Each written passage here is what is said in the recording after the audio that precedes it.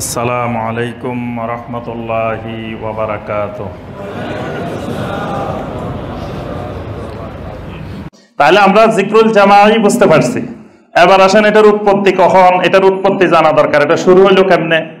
এটার উৎপত্তি সাহাবায়ে কেরামের যুগে, নবী সাল্লাল্লাহু আলাইহি সাল্লামের ওফাতের পরেই এটার উৎপত্তি হয়ে গেছে। কারণ এটা তো খুবই সুন্দর জিনিস, এটার মতো মজার জিনিস, সুন্দর জিনিস এত আরাম পাইবেন, একা একা দরুদ পড়েন এত মজা লাগবে না। কিন্তু আমরা সবাই মিলে যদি মহব্বতের সাথে বলেন আল্লাহুম্মা সাল্লি আলা, যদি সবাই মিলে মজা লাগবে না?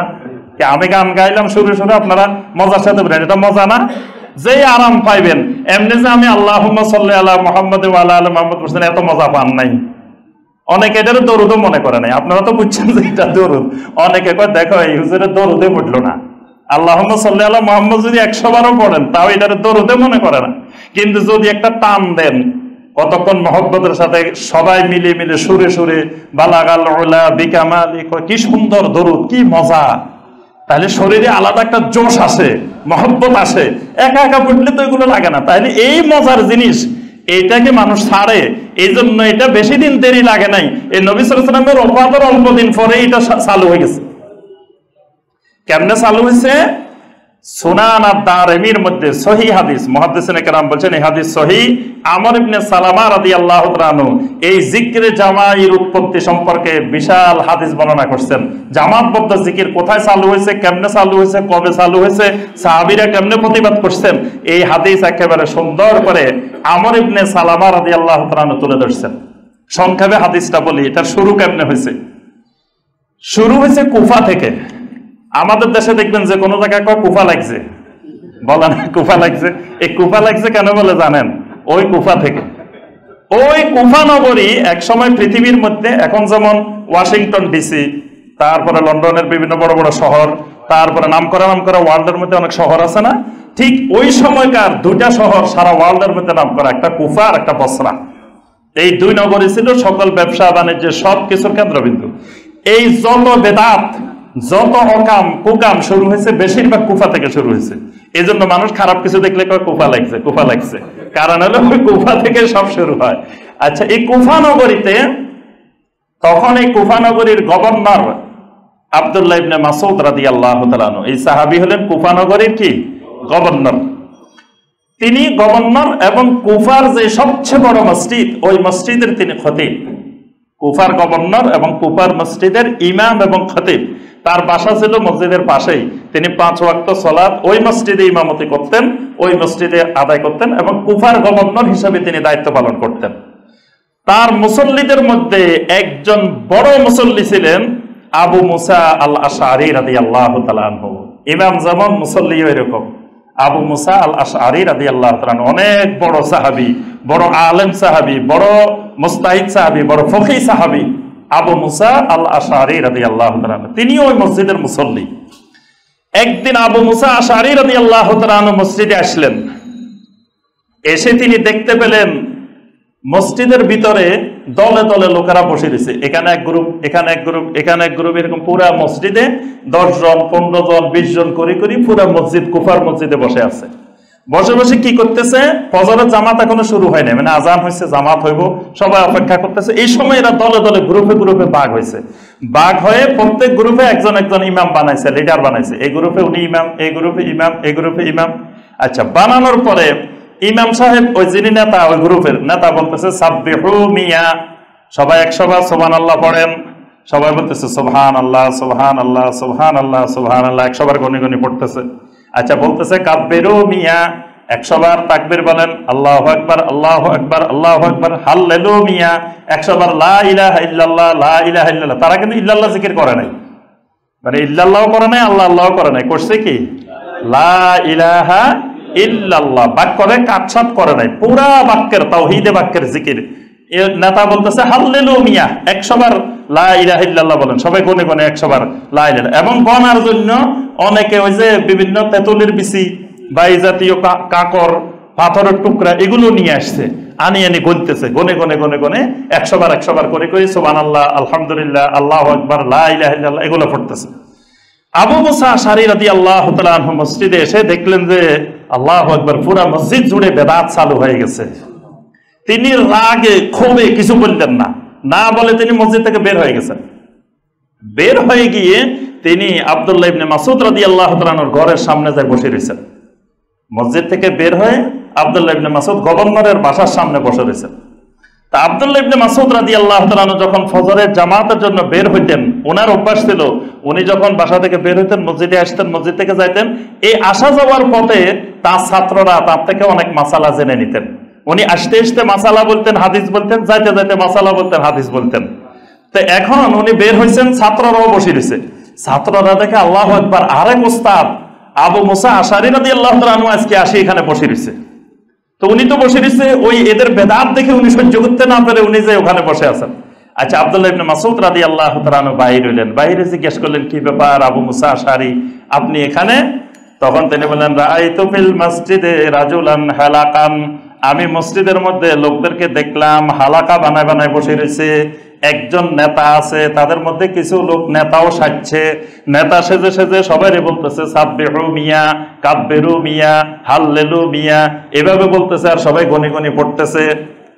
তখন আব্দুল্লাহ ইবনে মাসউদ রাদিয়াল্লাহু তাআলা আনহু বললেন, আপনি তাদেরকে নিষেধ করেন নাই, কিছু বলেন নাই?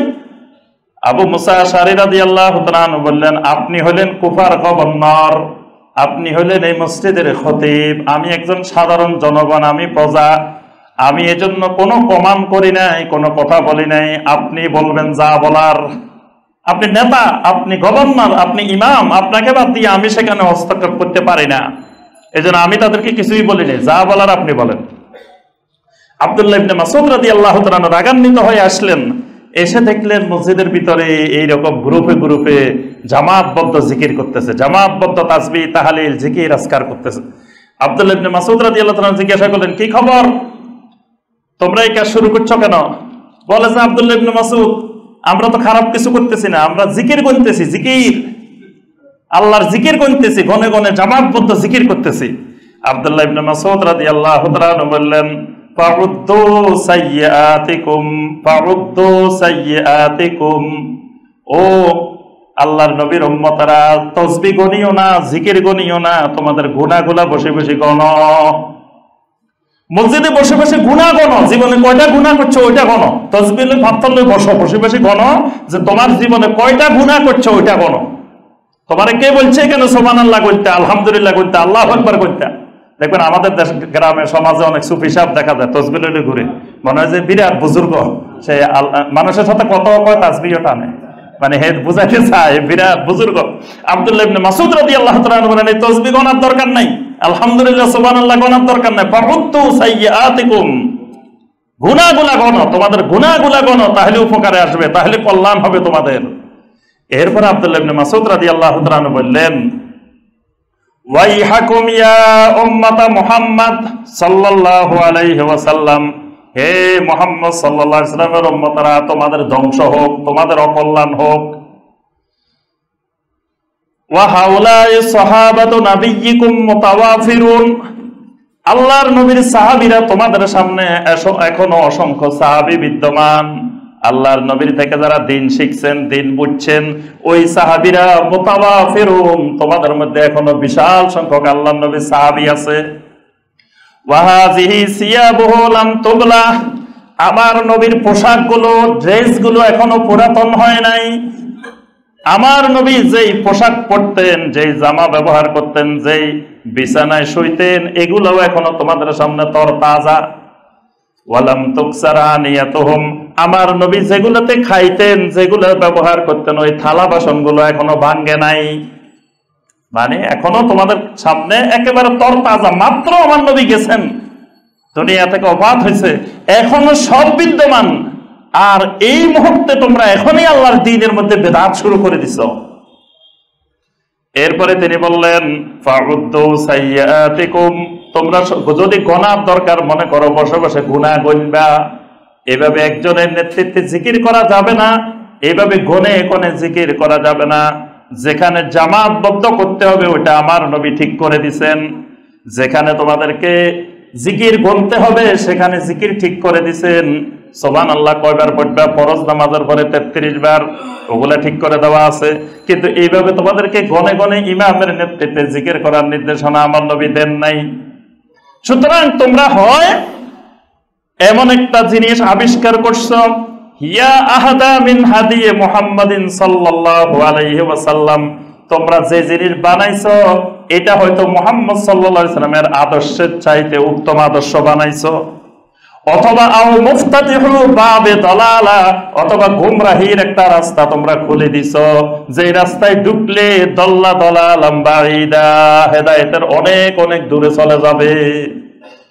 এমন রাস্তা খুলে দিছো, এই রাস্তা কেউ ঢুকতে পারলে এই লোক হেদায়েতের চাইতে অনেক দূরে চলে যাবে। কারণ বেদাতের রাস্তায় যে ঢুকছে এই লোক আর হেদায়েতের দিকে ফিরে আসার সম্ভাবনা নাই। এই লোক মুফতাতিহু বাবে দালালা, দালালার রাস্তা, গোমরাহির রাস্তা খুলে গেছে। এবার তার সামনে একটার পর একটা সব গোমরাহির দরজা খুলে যাবে। তখন তারা উঠে বলতেছে, মা আরাদনা ইল্লাল খায়ের। ও আবা আব্দুর রহমান, আব্দুল্লাহ ইবনে মাসউদের আরেকটা লকব হলো আবু আব্দুর রহমান, ইয়া আবা আব্দুর রহমান মা আরাদনা ইল্লাল খায়ের, আমরা তো খারাপ উদ্দেশ্যে করি না, আমাদের উদ্দেশ্য ভালো, আমরা তো কল্যাণের উদ্দেশ্যে ভালো উদ্দেশ্যে করছি। সবাই বিক্ষিপ্ত ভাবে একা একা জিকির করার চাইতে একজনের নেতৃত্বে সবাই মিলে জিকির করবো, অসুবিধা কি? আমরা ভালোর উদ্দেশ্যে করছি। আব্দুল্লাহ ইবনে মাসউদ রাদিয়াল্লাহু তাআলা আনহু বললেন, কাম মুরিদিন লিল খায়রি লা ইউসিবা, কত মানুষ ভালো ইচ্ছা করে, ভালো চায়, কিন্তু ভালো চাইলেই তো ভালো হয় না। ভালো হইতে হইলে আমার নবীর সুন্নত তরিকায় হইতে হবে, এর বাহিরে কোনো তরিকায় ভালো নাই। এটা দেখতে যত সুন্দর হোক, এটা গুমরাহি, এটা দলালা। তাহলে এই হাদিস থেকে আমরা জানতে পারলাম যে এই জিকিরে জামাইর দলবদ্ধ জিকিরের সূচনা কোন আমল থেকে? সেই সাহাবায়ে কেরামের যুগে আব্দুল্লাহ ইবনে মাসউদ রাদিয়াল্লাহু তাআলা আনহুর আমল থেকে শুরু হয়েছে। এইভাবে আস্তে আস্তে মুফতাতিহু, তিনি বলছেন মুফতাতিহু বাবে দালালা, তোমরা একটা গুমরাহির রাস্তা খুলে দিছো। এই সাহাবায়ে কেরামের বিরোধিতার কারণে, সাহাবায়ে কেরামের হস্তক্ষেপের কারণে সাহাবায়ে কেরামের যুগে এই বেদাত আর প্রসারিত হইতে পারে নাই। এখন খলিফা মামুন, আব্বাসী যুগে মামুন, মামুনের নাম শুনছেন না? আব্বাসী যুগের বড় শাসক মামুন, মামুনের যুগ আসলো। মামুন কি করলো? মামুন কিন্তু ভ্রান্ত আকীদার অধিকারী ছিল, মুতাজিলা ছিল। এই লোকটা মানে এই কোরআন সুন্নাহ বোঝার ক্ষেত্রে আকলকে প্রাধান্য দিত, এই জন্য সে বাইতুল হিকমা প্রতিষ্ঠা করছিল, আরো অনেক অনেক কাজ করছে। আচ্ছা, এই মামুন কি করলো? বাগদাদের নায়েবে বাগদাদের কাছে ইসহাক ইবনে ইব্রাহিমের কাছে একটা চিঠি লিখছে। চিঠি লিখে বলছে যে আপনি চেষ্টা করবেন বাগদাদে মানুষেরা যাতে ফরজ নামাজের পরে তারপরে বিভিন্ন সময় যেন জামাতবদ্ধ ইবাদত বেশি বেশি করে, জিকির করবে জামাতবদ্ধ, তাসবিহ পড়বে জামাতবদ্ধ, ফরজ সালাম শেষ করবে তখন সবাই জামাতবদ্ধ ভাবে বলে উঠবে আল্লাহু আকবার, মানে সালাম ফিরানোর পরে। এটা খলিফা মামুন নির্দেশ দিছে ইসহাক ইবনে ইব্রাহিমের কাছে, ফরজ সালাতে সালাম ফিরাইবো তখন তো আল্লাহু আকবার বলার কথা আছে, যদিও এটা নিয়ে আহলুল ইলমদের ইখতিলাফ আছে। তো মামুন বলছে যে সবাইই বলবেন, সালাম ফিরাইলে সবাই জামাতবদ্ধ ভাবে বলবে আল্লাহু আকবার, তারপরে জামাতবদ্ধ ভাবে বলবে সবাই আস্তাগফিরুল্লাহ আস্তাগফিরুল্লাহ আস্তাগফিরুল্লাহ, এভাবে বলবে। এটাকে আহলুল ইলমগণ ওই যুগেই ফতোয়া দিয়েছেন যে মামুনের এই কার্যক্রম বেদাতি নির্দেশ এবং এই আমল বেদাত, মানে সুন্নত।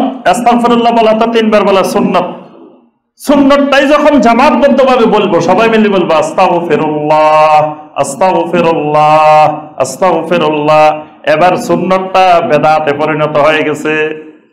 ওই যুগের ইমাম আহমদ বিন হাম্বল সহ সকল উলামারা ফতোয়া দিয়েছেন এটা বেদাত। এটা তাফসিরে তবারির মধ্যে ইমাম তবারি তার তারিখে তবারি, তারপরে ইবনে কাসির তার বেদায়া ওয়ান নেহায়া, এই সকল কিতাবে বিস্তারিত আলোচনা করছেন এই জামাতবদ্ধ জিকিরটা, জামাতবদ্ধ দলবদ্ধ জিকিরটা কিভাবে এই আব্বাসী যুগে সারা দুনিয়াতে প্রসার লাভ করলো। আচ্ছা, এরপরে এক সময় তো শুধু এই জিক্রে জামাই, এই আব্বাসী যুগে কিন্তু যে জিক্রে জামাই এটা ছিল পূর্ণ বাক্যের জিকির, এটার মধ্যে ছিল লা ইলাহা ইল্লাল্লাহর জিকির, এটার মধ্যে কিন্তু ইল্লাল্লাহ ইল্লাল্লাহ ছিল না, আব্বাসী যুগেও এটা ছিল না। তারপর আল্লাহ আল্লাহ আল্লাহ এটাও ছিল না, হু হু হু এটাও ছিল না। মানে লা ইলাহা ইল্লাল্লাহকে ভাঙ্গার কাজ এটা আব্বাসী যুগে শুরু হয় নাই, এটা আরো অনেক পরে শুরু হয়েছে। আচ্ছা, এরপরে এই জিক্রে জামাইয়ের পরে আব্বাসী যুগের শেষ দিকে এসে এবার ইসমে মুফরাদের জিকির, মানে শুধু আল্লাহ আল্লাহ আল্লাহ এটার জিকির চালু হয়েছে। তো ইল্লাল্লাহ চালু হয় না, শুধু আল্লাহ আল্লাহ চালু হয়েছে। তখন এই ওই যুগের জমহুর আহলুল ইলমেরা যখন এই আল্লাহ আল্লাহ জিকির চালু হয়েছে, তখন সবাই ফতোয়া দিয়েছেন যে এইটাও বেদাত। আচ্ছা, কয়দিন পরে আস্তে আস্তে আরো সূচনা হয়েছে এবার বিভিন্ন কলা কৌশল। মানে আগে ছিল শুধু জামাতবদ্ধভাবে লা ইলাহা ইল্লাল্লাহ লা ইলাহা ইল্লাল্লাহ লা ইলাহা ইল্লাল্লাহ জামাতবদ্ধভাবে। এখন আস্তে আস্তে কৌশল। কৌশল কি? সবাই বলল যে লা বলে 3 আলিফ টান দিয়ে তোমার কলব থেকে টান দিয়ে মাথার উপরে নিয়ে যাইতে হইব লা। আচ্ছা, এখানে যাই লা বলে থামছে, এবার কি করতে হবে? এবার মাথার উপর থেকে আস্তে আস্তে নামাইতে হবে। নামানোর সময় ইলাহা ইলাহা 3 অক্ষর বাড়াইছে। কথা বুঝে আসছে? ইলাহার মধ্যে কিন্তু হামজার পরে কিচ্ছু নাই, লামের পরে কিচ্ছু নাই, হার পরে কিচ্ছু নাই। এখন টাইমতে যায় লা বলিতে উপরে নিচে, ইলাহ নামাইবার সময় লার পরে কি করতে হবে? ইলাহা 3টা অক্ষর বাড়াই ফেলছে। নাউজুবিল্লাহ। মানে তারা এই জামাতবদ্ধ জিকির করতে যায় লা ইলাহা ইলাহা 3 অক্ষর বাড়ছে। মানে হামজার পরে একটা ইয়া বাড়ছে, লামের পরে একটা আলিফ বাড়ছে, হার পরে একটা আলিফ বাড়ছে লা ইলাহা। এরপরে ধাক্কা কোন জায়গায়? কালবের মধ্যে, মানে উপরের থেকে নামাই এবার এখানে জোরে ধাক্কা মারতে হবে। ধাক্কাটা কেমনে? ইল্লাল্লাহ। আস্তে ধাক্কা মারলে এটা কিন্তু খুব ইয়া জিনিস, আস্তে ধাক্কা মারলে খাওয়া যাবে না, ধাক্কাটা অনেক জোরে দিতে হইব। মানে একবারে উপরে তুলি মাথার উপর থেকে মারতে হবে জোরে। জোরে মারার সময় আপনি যদি খালি ইল্লাল্লাহ কোন তাইলে হবে না, কি করতে হবে? ইল্লাল্লাহ। এখানেও আবার 2টা বাড়ানো হয়েছে।